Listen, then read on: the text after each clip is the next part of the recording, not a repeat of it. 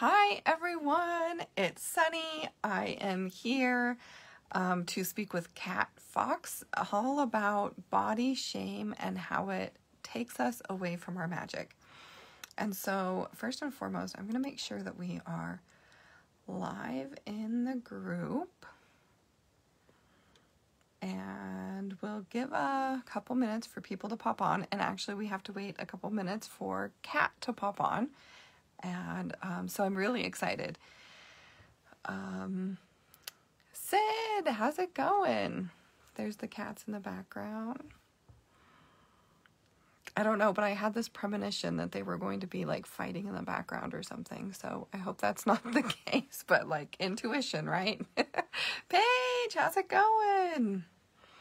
Kat has requested to be on the video.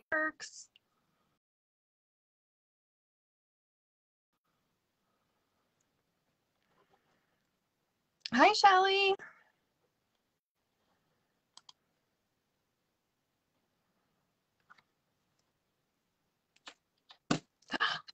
Hello. That wasn't too bad. No, I need to navigate for a second, so hold on. Yeah, no worries. So everybody, my name is Sunny Sink. I'm a certified health and life coach, and I help women tune into their intuition and really find their personal power. And I'm here with the lovely Kat Fox, who she and I are going to be discussing body shame and how it takes away from our magic. And so when you're ready, Kat, go ahead and jump right in and tell people a little bit about yourself, like who you are and what you do. Yeah, so my name is Kat, and I've kind of popped in and out of this group a little bit, just like engaging. And I've had the pleasure of getting to know you, Sunny, which has been so amazing. I am so blessed to be in your life and to have you in mine. I am a certified master level transformational coach. And so, what I do with that is I specialize in body image and help women release guilt and shame around their bodies so that they can truly step into their inner magic, own their greatness, and create the life that they not only desire, but so deserve. Yes, I love that so much. And when I think about body shame, one of the things that really comes up for me when I very first started doing my own work into it, there's a quote by Mel Wells in her book Goddess Revolution that says something along the lines of Mother Teresa wasn't busy worrying about her thighs. She was getting shit done. Yeah, yeah, And so exactly. And go ahead. this resonated for me so much in the fact that um, when I was so concerned about my body, I spent hours thinking about it, trying to maintain it, working on my fitness, trying to diet. I had no time to think about what I wanted to do in the world. And so it just took me away from so much. So that's one of the biggest reasons I'm so excited about being here with you, really talking about this subject, is because I think that when women start to understand how much this is holding them back, they are able, it really opens them up to be able to do really amazing things in the world.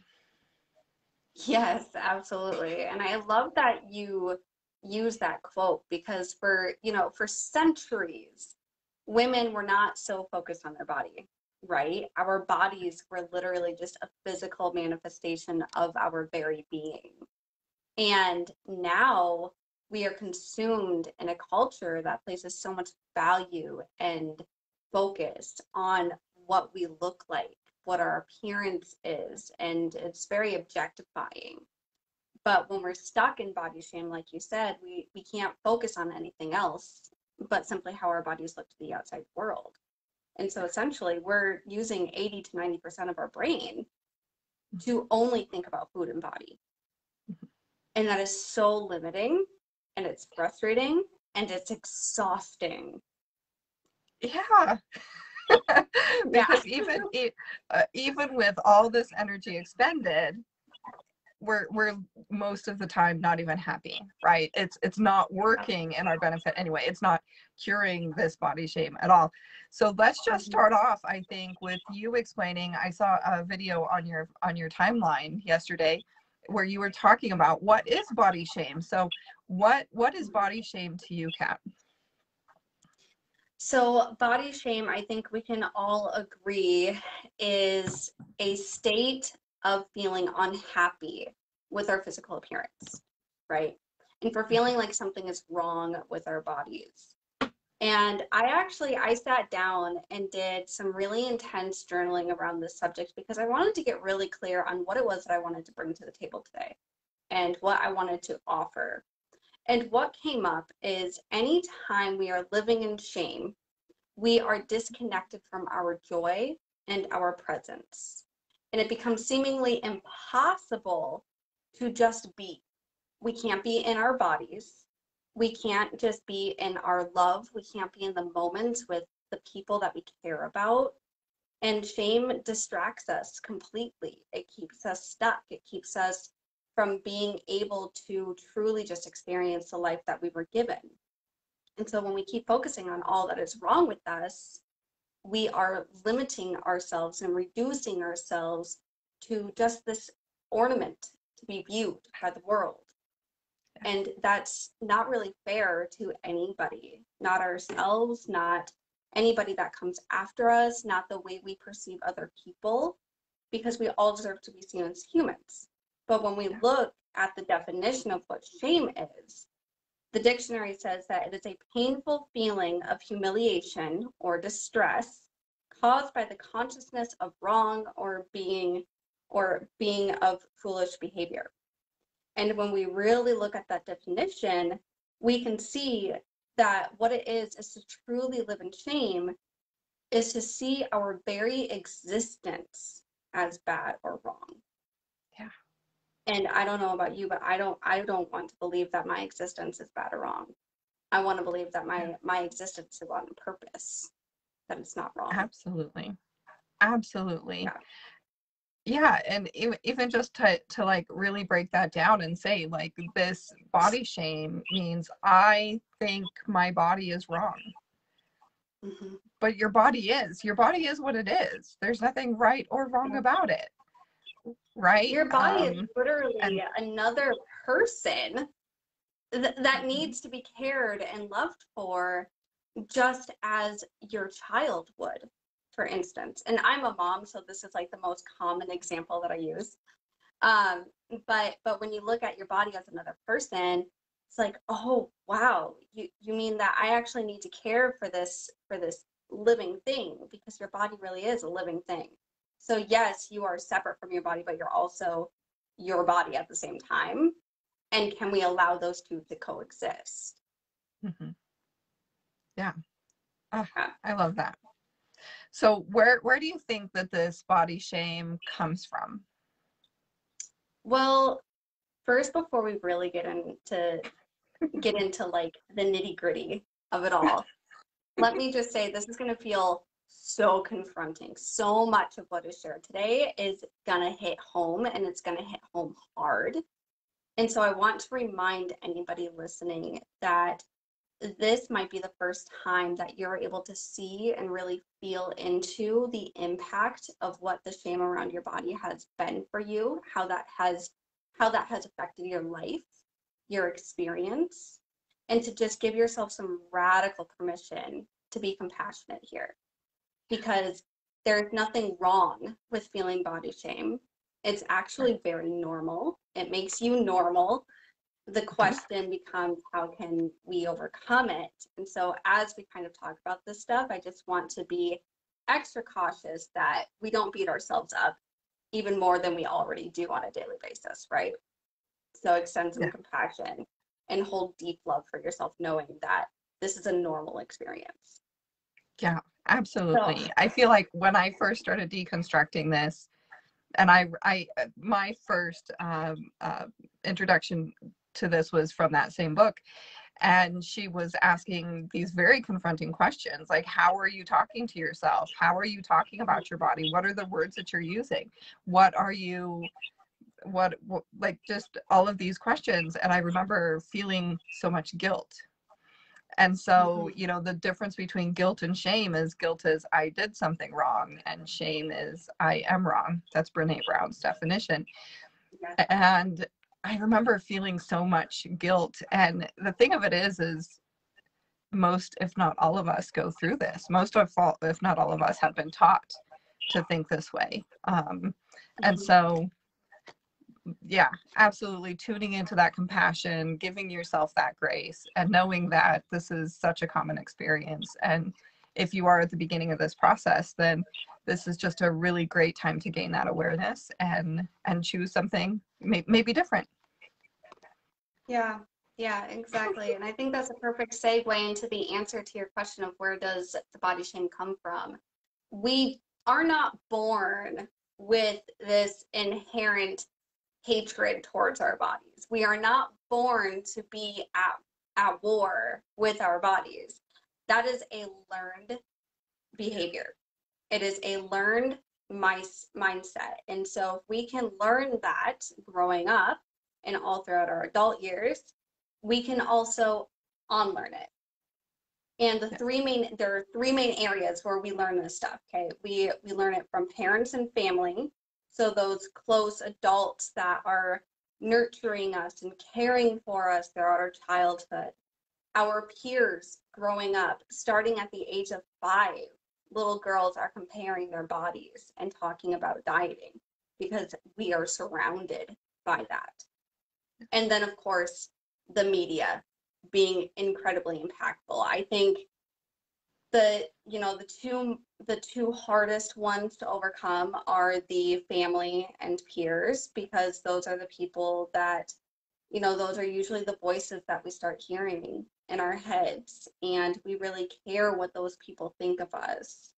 The media can be good and it can be evil because we can use social media to curate what we see and hold on to empowerment and see that body diversity is real, and we can really fill our news feeds with that. However, then you look at movies and you look at TV and you look at magazines, where is the body representation? All we really see is the thin ideal. While it is getting better, that's still the message that we hear, is that the thin ideal is the preferred ideal, and that's what we need to pursue. Yeah. Yeah, I love that. And so I love that you have these three places that we're getting them from, and that's from our family, our peers, and the media. Mhm. How does diet culture play into this whole body shame?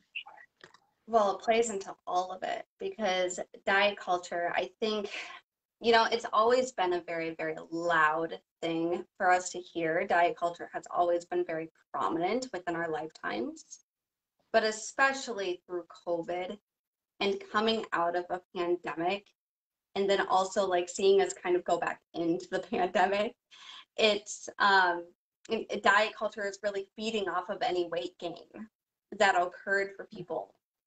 And this makes me so angry because our bodies are literally in survival mode right now, trying to keep us alive. And our human bodies on a biological level cannot decipher the difference between a famine and a pandemic. And so it's going to react the same way, which is to slow down the metabolism and really just take everything from here functionally down to here. So that way you can try to survive whatever is happening. And even if you don't notice that you're living in such a high cortisol and adrenaline place, it's still happening. And so when we're in that place of survival on a physical biological level, what happens? Most of us gain weight because Mm-hmm. that is our body's way of fighting to survive whatever it is that is happening. In this Yeah. case, it's a pandemic. And to shame people for that weight gain is also to shame their bodies for keeping them alive. We survived a pandemic. This is so amazing. We should be in a place where we can thank our bodies but instead we are demonizing our bodies for doing the Mhm. very thing that they were designed to do. Yeah. And then in addition to that too, anytime you are restricting, your body does not register intentional restriction and real life starvation, Yeah. right? And so again, your body is going to go into that fight or flight mode, and your body is going to fight for you. That metabolism is going to slow down. All of these things are going to shut down, and your body is slowly just kind of going to sleep in a way and holding on to all of the fat stores to prevent you from dying. Yeah. So that's how diet culture really plays in. And diet culture is everywhere. It is in the medical system. It is in Mhm. the fashion industry. It is in all of the commercials, all of the magazine covers. And diet culture is always telling you that you can only be healthy and happy if you have this one very specific body type. Yeah. And that is just not true. Yeah.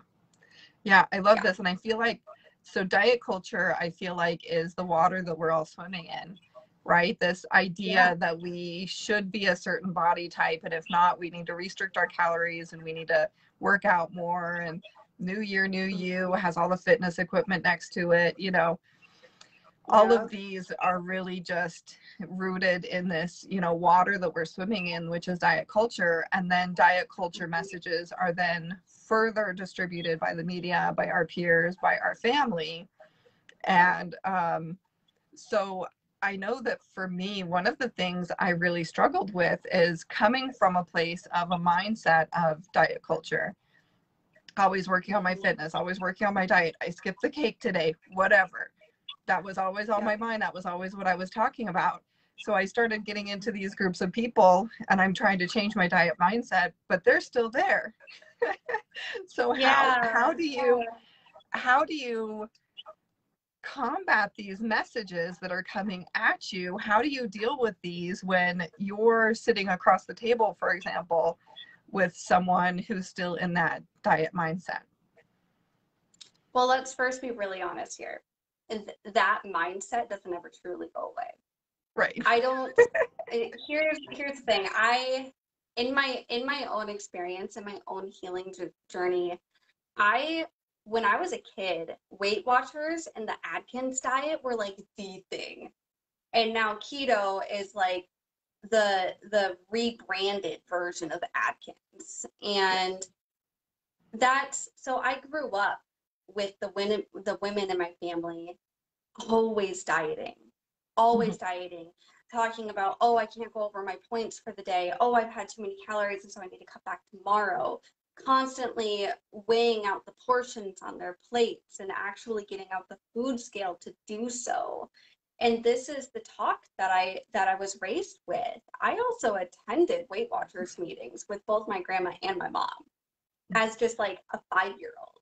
So it was very, very early on that I learned that my job as a woman is to keep myself small physically and mentally because I am not worthy if I am not small. And the only way I can be happy is from that place, which if you're here, you deserve to know that's complete bullshit. Excuse my language, but that's some BS.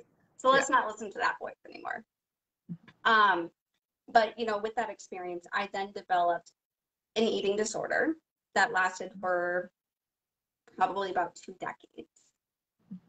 And through healing from that, I have learned that I can go from like 95% capacity in my brain, focusing on food and body, to now what I would say is probably like 30%. Mhm. I've gotten to a really, really good place. But that is like 5+ years of recovery. Right. That takes time.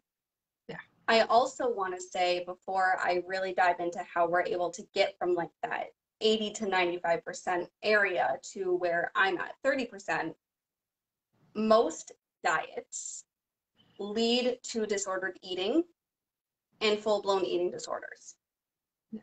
And I'm very, very careful with using the term eating disorder unless you've been clinically diagnosed, in which case I was. But I have many friends who live in bigger bodies who did have full-on eating disorders, did not get diagnosed because their doctor said, well, you must be doing something right, when they weren't. They were starving, they were suffering. Yeah. And so that's also why I'm so passionate about this work, because not only have I been in those shoes, but so many people close to me have suffered and did not get the help they needed. So when we look at how can we kind of tune out those voices, there's kind of a 5-step process. There is forgiveness for yourself and for others. Forgive yourself for beating yourself up. Forgive yourself for being so hard on your body and putting yourself through that neglected abuse. Forgive yourself for all of the harm that you may have done to yourself and your body. But also forgive others. Because we can be mad at mom, we can be mad at grandma, we can be mad at big sister or best friend. But bottom line, were they the ones who made the decision for you? No. So there's a level of self-responsibility while also strong compassion, letting those two marry together and saying, I forgive you. Mm-hmm. I forgive you, body. I forgive you, self, for putting yourself through all of this.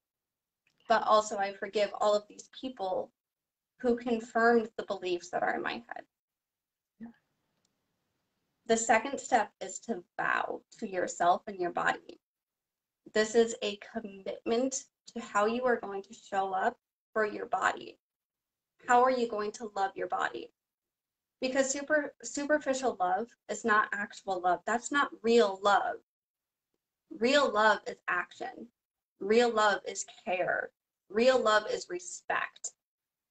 And so how are you going to show up for your body? Mm-hmm. And that's where the vow comes in. 3 is meditation. And meditation is so important.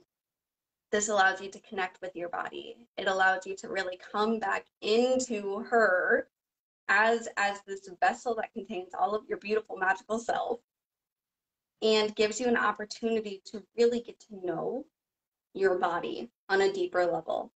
What are the sensations? What are the feelings that have been suppressed?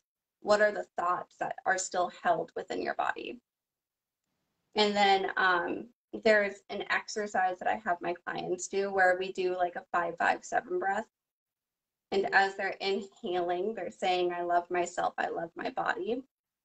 And then they exhale, thank you. So it's a nice, and just really slowing down everything. And they can say it out loud or they can say it in their heads. It just kind of depends on where they're at, because sometimes it's easier to say it in your head before it is to say it out loud and really hear those words, especially when there's a level of trauma held within our bodies. Which, for the record, if you've lived in diet culture, there is a level of trauma living in your body. So you might experience some feelings, you might experience some pain, you might experience the tears. Know that it is all good and it is all for your highest liberation. And then mirror work, which I combine with meditation for a lot of my clients and myself. I love doing both at the same time. Mirror work is incredibly powerful. I usually suggest setting the timer for 3 minutes to start and just looking in the mirror, allowing whatever comes up to come up, and then repeating a mantra back to yourself. Maybe it's the I love you. Maybe it's the I forgive you. Whatever you need in that moment, allow your intuition to tell you what that is, listen to it and say it out loud as you look in the mirror. And this usually, again, will bring up some tears. It brings up some stuff, but it's also healing. And then lastly, once you've kind of gone through this 5-step process, which can happen in any way you need it to, and it's not linear, so you might bounce around too, but holding a mantra. So some sort of a phrase that you can hold on to remind you how you will choose to love yourself and love your body going forward. Because only you get to choose how to do that. Only you have the power to do that. And so this is a total reclamation of your body from the entire world that has controlled you up until today. Mm-hmm. Yeah. Yeah. I love that so much. Thank you so much for those 5 steps. I think that what I feel in them is just so much love and compassion and forgiveness. Mm-hmm. I feel like it's just all about that connection with the body and the reclamation of your value. Yeah. Yeah. I remember I used Yeah. to feel like my value was dependent on what I looked like. And that's so much pressure. It is so much pressure. And I think, especially when you work in a field of coaching, we're kind of introduced into this world where it's like, okay, well, I have to look this part in order to find a level of success. And 99% of the time, I don't think I actually look that part. And so that's something that I've had to come over myself, is saying, okay, I don't look like everybody else. And my brain doesn't actually function the way everybody else's does either. For if you don't know, if you can't tell, I have ADHD, and it can explain so many things, like the forgetfulness, the stuttering, the stumbling across my words when I'm really, really passionate about something. That is all a result of how my brain works. And that's simply just the way I function. So I don't relay information the way other people do. And that is something I have had to overcome, in addition to this concept that I don't actually have to look a specific way to make this work. In fact, I can just show up as me and be okay.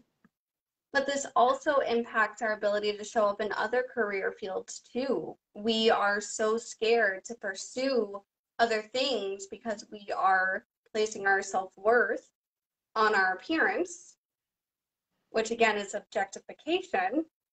And your body is a human deserving of so much more than that. And you are deserving of so much more than that. And I think a lot of the self-doubt comes from that place of objectification.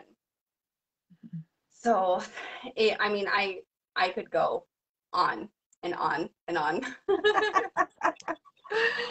Well, let's kind of shift gears a little bit and talk about how this body shame takes us away from our magic. Yeah. So I think, I'm a true believer that our inner magic is so closely connected to being grounded in the moment and experiencing joy. And that's not to say that pain and suffering won't happen, because we actually need to experience the perceived negative things of life in order to grow and learn and evolve, right? But the goal, I think, is to be able to be present and give yourself joy unconditionally without expectation. And so living in body shame, I would like to share 2 really big examples here for me. The things that kind of woke me up, like, okay, something's wrong, I need to fix this, was number 1, my inability to trust my intuition, that inner knowing that lives within us. I was so stuck on constantly, trying to track my food and over exercising and focusing on what other people thought of my body. And, the thing with that is, when we're so focused on our bodies, we think that other people are going to see us the exact same way we see ourselves, because how could we not? How could the world not see us that way if we see ourselves that way? And that's the ego. Mm-hmm. That is this part of ourselves that it's like, oh no, we're going to confirm this experience because we need to feel safe. And what that did for me is it created a direct disconnect to that inner knowing, that inner voice that could guide me through life. So I doubted every decision I was making. I didn't listen to that voice that told me that something was wrong, and that would get me into trouble time and time again. And I denied myself of food. I denied myself of pleasure because I wasn't listening to that piece of me. And for a really long time, I couldn't even recognize what it was. I could not recognize what that full body sensation was, because that's how my intuition shows up. It's like a full body tingle. Mm-hmm. And every time that showed up, I would just ignore it. I'm like, I don't know. I don't know what that is, but I'm just gonna put it over there. And eventually I was able to overcome that through all of this work. But that was one really big way. The other part of that is suppressing my ability to really be in the moment. And so, especially when it came to photos and family events, I would hide. After having my son, I would say the first 3 years of his life, you cannot find a single picture with me in it. Mm-hmm. And if it is there, I mean, there's a few, but not very many. I wouldn't take him swimming when he wanted to go swimming because I couldn't stand the idea of being seen in a bathing suit. I couldn't take him to the lake for the same reasons. And so I really denied myself, and I denied my child a true connection and enjoying really crucial moments of life. And I missed out on so much. And that's so painful to think of. And I think that's where forgiveness is key, because we have to be willing to say, you know, I can't go back and change that, but I can learn from that and I can do better so that I can give my child what they deserve. Yeah. For other people, they might, that disconnect is huge. And that's why I love intuitive eating, because it helps us reconnect to our intuition. Yeah, I feel like for me, I was super disconnected from my body. Yeah. And I think that there are a lot of women in that place. And one of the things too is I had gone through 4 miscarriages and 2 ectopic pregnancies. So it was not only this view of, you know, like my body's shape and size, but it was also like my body hadn't done what I thought that it should do. So I had some shame around that as well. And so, you know, body shame may come from a disability or a diagnosis, or it may come from, you know, something like what happened with me, infertility or loss or something like that. And so for me, I felt just so disconnected from my body. I felt like it wasn't even a part of me. And so, yeah, for me, you can't trust your intuition. You can't trust your body if you can't feel the sensations that are coming from it. And so, yeah, I feel like the same 2 things, right? This sort of connection with body, this trust in body, this trust in intuition, in addition to the lack of being present. We might be at a family gathering and we might be thinking in our head about what Aunt Sally is saying behind me, behind my back, instead of enjoying a conversation with your favorite cousin, for example. And so, yeah, taking yourself out of everyday life, out of that present moment, to be worried about what somebody may or may not think about you, or worrying about what you might be thinking about yourself, is really victimizing for ourselves. And it becomes a very dissociative behavior, because since it feels so hard to be in our bodies and to see our bodies as human, we have to do what it takes to protect ourselves from feeling that pain and that anger and that frustration. And so I think it's really important to acknowledge I think one of the biggest things is, if you suppress emotions, you might be experiencing some body shame. Yeah. If you can't recognize what emotions you're feeling in the moment, that's also a sign that you are disconnected from your body. If you deny yourself treats and fun foods, especially on holidays, that's a sign that there's something going on. And the belief that you have to look a certain way, or that you don't look the part, or that you can't truly be happy, the belief that you can't find love if you don't look a certain way. right? And Sunny, you and I have talked about, you know, kind of this journey that I've been through with my own healing and how I see my body and how I relate to her. And a large part of that was fertility issues. I've miscarried. I'm still battling fertility issues. I have one child, but my husband and I so badly want another one, and it just hasn't been happening. And there has had to be a level of self-compassion and deep understanding in order to not beat my body up for that, and to trust that whatever is happening for my own good, and to also be willing to hear the wisdom that is behind it. And so really understanding where it's coming from, and that's the same for chronic pain, being willing to sit with whatever that is before you try to move forward and heal it or find a, you know, a higher level of comfort. Yeah, I love that. I feel like for me, when it came to healing from my losses, so much of it was about creating new stories and new meanings about what those losses meant. You know, so much of my pain came from thoughts about myself, my body, these stories, my body's not good enough. These stories just were not serving me. And so really looking at where the shame may be coming from, like what are the thoughts and the beliefs behind that shame, and really choosing, really consciously choosing something different. Thank you so much for sharing that with us. And I wanted to kind of circle back to intuitive eating, because this is definitely a common denominator for us too. This is where I first started my healing journey, was in intuitive eating. So can you tell me what intuitive eating is for you?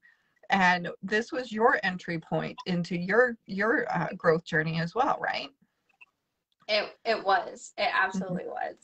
I think it's so easy, especially with how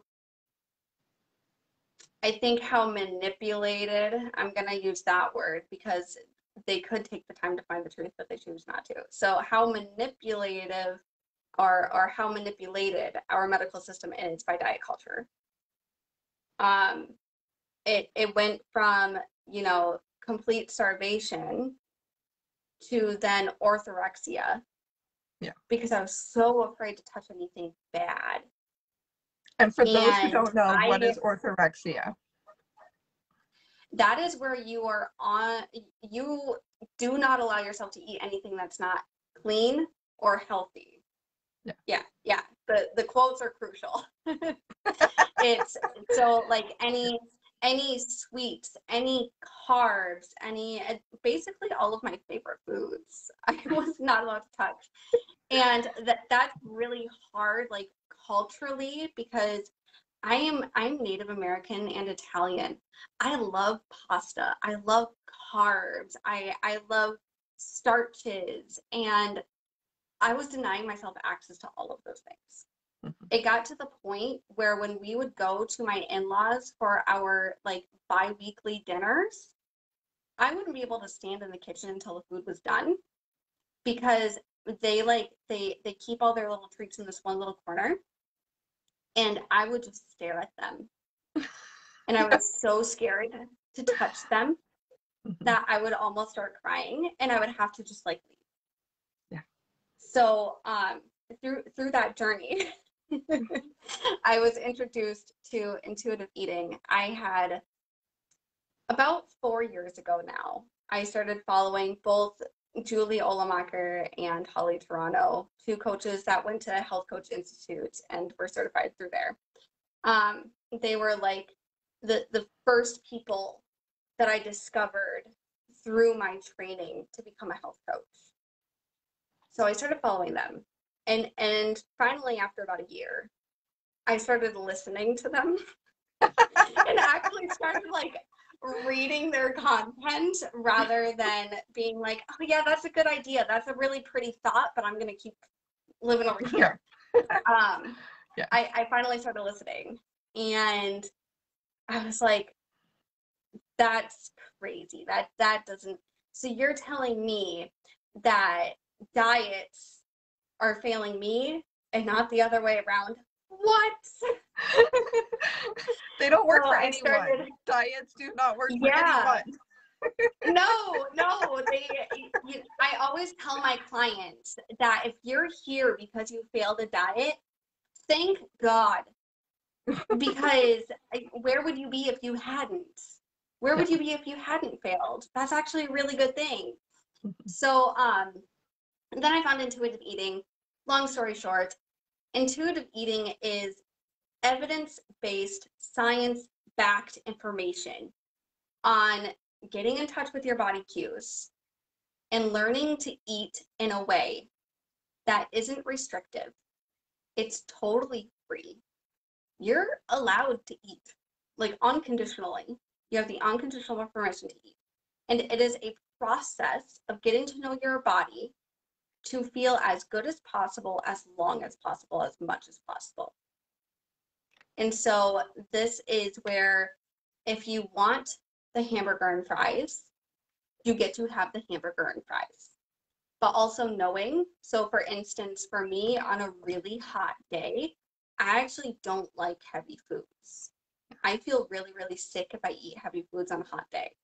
And so my summers are usually filled with things like smoothies and salads and like light pastas, because it's that Italian piece of me. I need the pasta in my life. Pasta is a key item that cannot leave me ever again. So it's really getting to know your body and what you actually like. And I have one client now that through this process of starting to get in touch with what foods she does like versus what foods she doesn't like, she actually learned that the snacks she's been eating, she doesn't actually like them. She ate them because she thought she had to. Yeah. I've eaten a lot of stuff I didn't like. Yeah. You're eating a piece of chocolate and you're like 3 bites in and you're like, this tastes like crap. Yeah, exactly. And that's another, like, chocolate is such a big thing. So many people come to me and they're like, I just can't stop eating all the chocolate. Mm-hmm. I'm like, are you feeling guilty while you eat the chocolate? Well, yeah. And I'm like, well, there's problem number one. Let's talk about that a little bit. When you have the full unconditional permission to eat, it's amazing what happens because you actually get to learn what you like, what you don't like. One really big thing for me is I need something crunchy with every meal. Mm-hmm. I need a good crunch factor. And, you know, a lot of salads don't necessarily provide that for me. A lot of, in fact, sandwiches. I can't have a sandwich if it doesn't have a crunch. And that includes hamburgers. And so I'll throw some chips on a hamburger. Well, I know this Yeah. kind of takes us away from what we're talking about, but I'm really curious about this and it keeps coming to my head, so I just have to ask you. I'm assuming you went through a session or even a day or a week where you decided to give yourself your first unconditional eating object, like full permission to eat it. What was that item that you decided to eat when you gave yourself full permission to eat one thing? Real ice cream.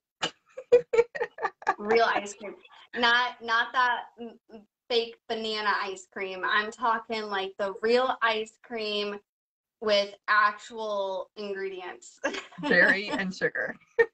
that was Yeah. the very first thing because I started my journey closer to summertime. And that was one thing that I've always loved during summer. During winter, I'm really not an ice cream person, but during the summer, I absolutely am. It is one of the things that I crave all of the time.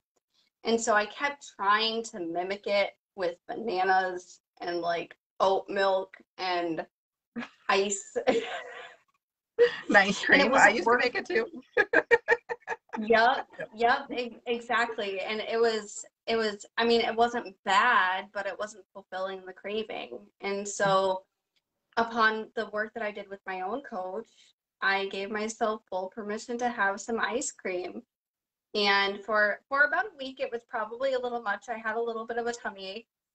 And then I slowed down, and all of a sudden I had this container of ice cream actually go bad from freezer burn because I just didn't touch it. Yeah. Because there was no restriction there anymore.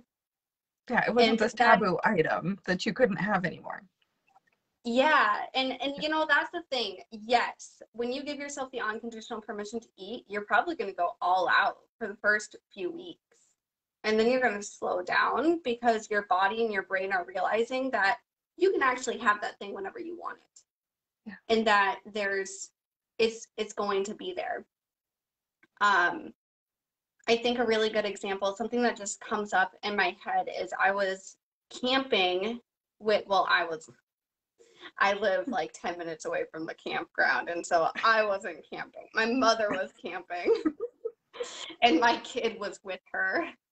But we ate at the campground, we went kayaking, we did all of this fun stuff, and we had just done like 2 hours of kayaking without a break and without any snacks, and so I was starving. My mother was starving, and she bought these peanut butter chocolate covered cookies that she absolutely adores. And she had one, and then all of a sudden she was reaching for another one and reaching for another one, and she made it like a quarter down the first row.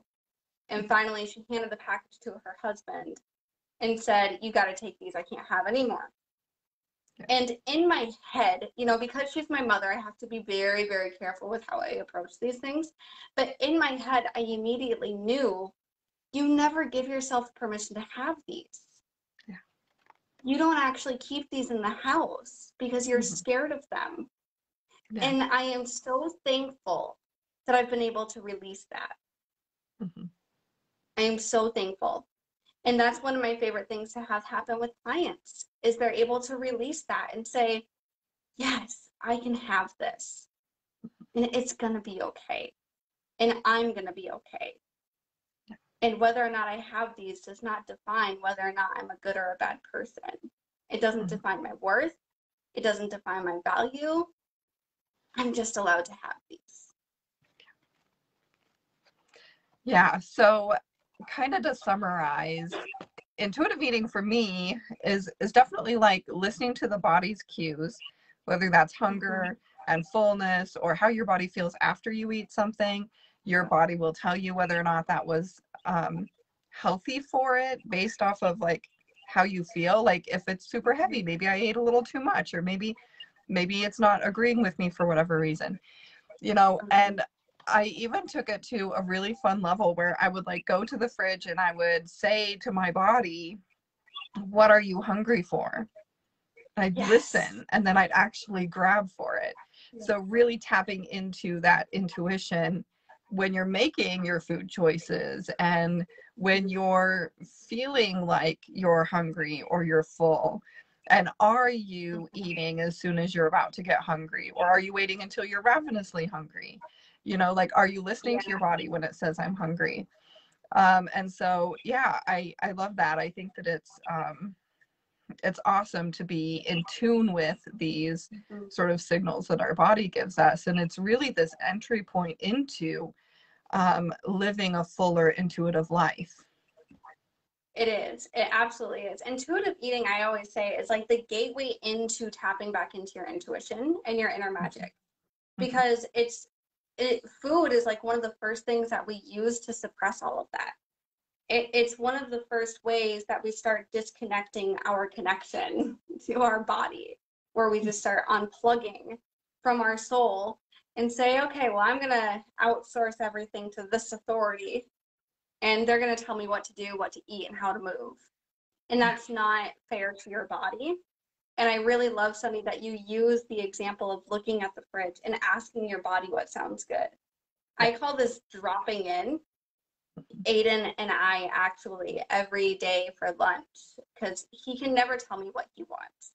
So something that we started doing is I'll do a drop-in moment where we both turn off all noise, any electronics that are going, they get shut down. We close our eyes and sit together and take a few really deep breaths. And I say, Aiden, what does your body crave right now? What sounds good? And sometimes that's something as simple as just like some crackers and maybe a cheese stick. And sometimes it's bigger, where it's like, ooh, I want the nuggies and I want the tots, and oh, I also want dessert. And so we'll kind of navigate around that.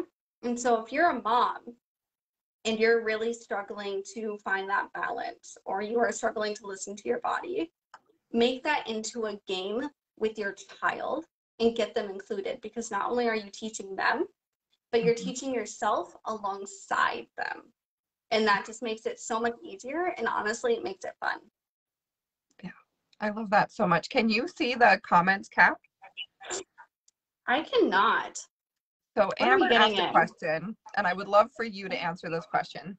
She said, there's Yeah. something I've been somewhat living by recently, and I'm curious what you both think. What my body looks like is none of my business. This reminds me of how I am a soul visiting this world in this form right now, and what I look like, what my form looks like, is so unimportant. Yeah. I think it kind of goes back to what I said earlier. We are not our bodies, but also we are our bodies at the same time. So how can we make that coexist? For me, I actually had to completely separate from my body before I could marry the two. I had to only see my body as another person to take care of. And maybe that's because I'm a mom, and so it was easier. I could treat my body like I would my child. And then I was able to start moving that more into the complex, nuanced gray area of, oh, but I am my body too, while she's also a separate being entirely. And so I think that that can be a very helpful place to start. Because here's the thing, body diversity is real. You don't actually get to choose the body that you're born into. You're just born into it. And you can manipulate it, you can change it. I happen to have a body that does change if I diet or go through extensive fitness routines, which I'll also share. I chose for my own journey to stop strength training because I get fixated on the appearance of my body. And knowing that that triggers that piece of me, I do things that nourish me while also getting movement. And so like walking, hiking, kayaking, yoga is another really big one, because my body doesn't actually change when I'm doing those things, but I'm still receiving the health benefits, right? And so if you need to see your body as a separate being entirely, do that, and then you can move into something more. And it sounds like Amber, right? Yes. That was her name? Okay. Yeah, it sounds like Amber, you're already kind of shifting into that marriage piece of it where they can coexist, but it might take some time and it's not linear. And so give yourself some really radical self-care and ask your body how you can better care, respect, and nurture her. I love that. Yeah.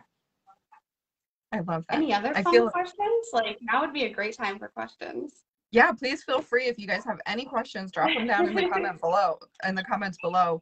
But yeah, I totally agree. And I love how my body is unimportant is a really great place to detach and to look at her as a different person.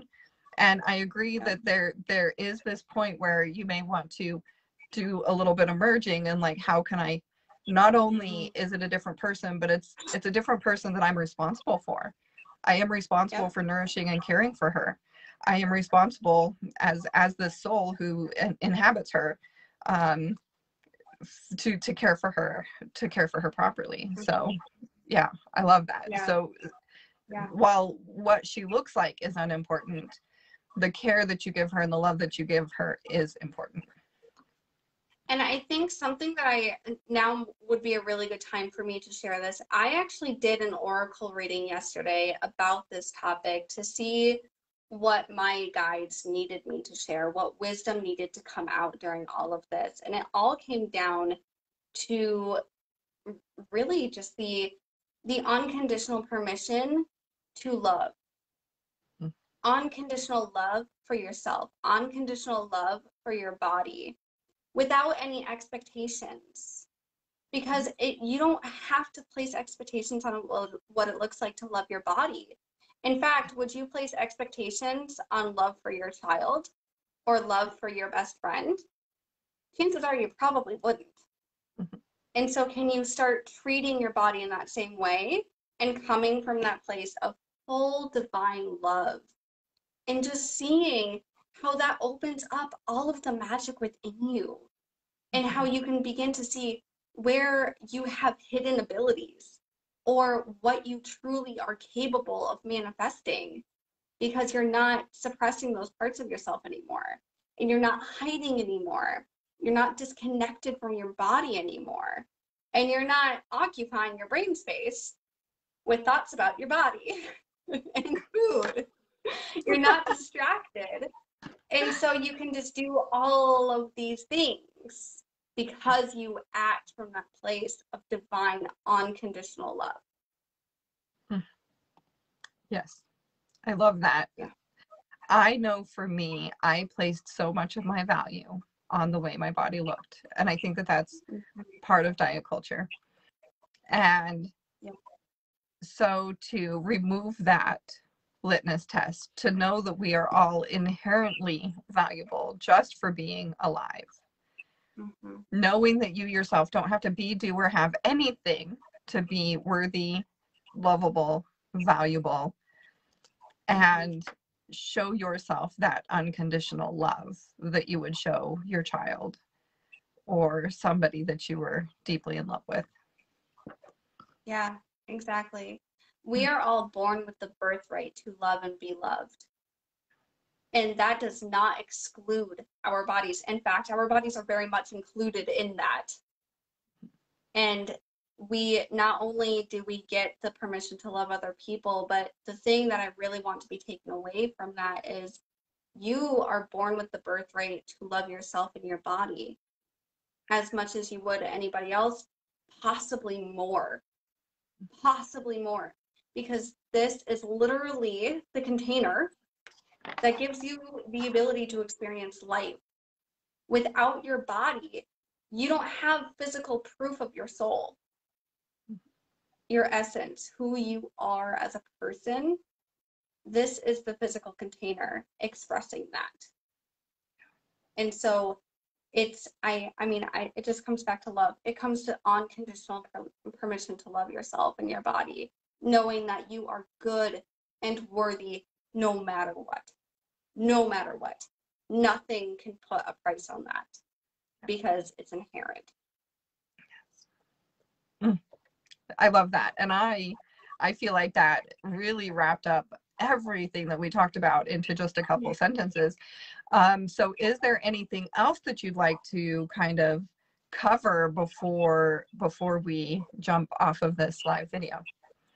Yeah, so if you found a lot of value in what we talked about today, I actually have some open availability in my new coaching container. And there's also 2 different options that you can work with me through. So I'm doing a virtual 6-week class where you just show up to class once a week. We do like half an hour of learning content and half an hour of Q&A/laser focused coaching. And that is called Food Freedom 101. This is my favorite place to start because when we are experiencing body shame, what do? We restrict food. We take that out on everything we're eating.